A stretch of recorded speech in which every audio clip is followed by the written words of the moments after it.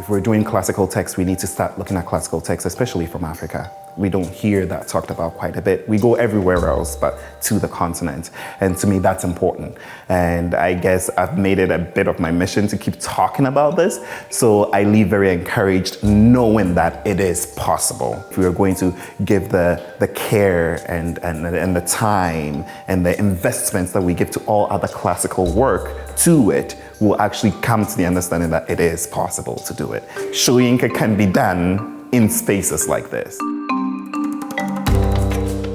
The world that we got to explore was one of a great literary value that I know that we hadn't really discovered. I mean, in theater studies, in the world of theater in like Toronto and Canada, and so it was really nice to dive in a place that was so far away, but kind of what we got with Tawia anyways was bringing that world closer to us and finding the relationships and struggles really relatable.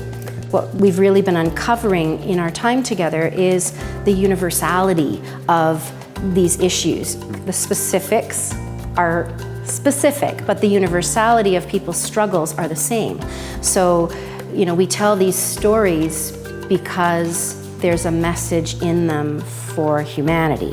One thing that I found really important about this was, in order to understand it, I need to understand it in my present body, in my present existence, in my present socio-political place, and kind of always asking that question moving forwards of like, how can I relate to this work? Because I did not grow up in Nigeria. I did not live in an apartheid. I did not live in a war state, but I can relate.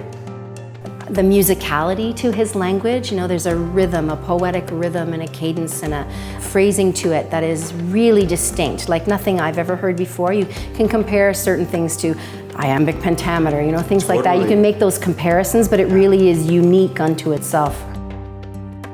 As an artist, my interest is in creating intercultural work.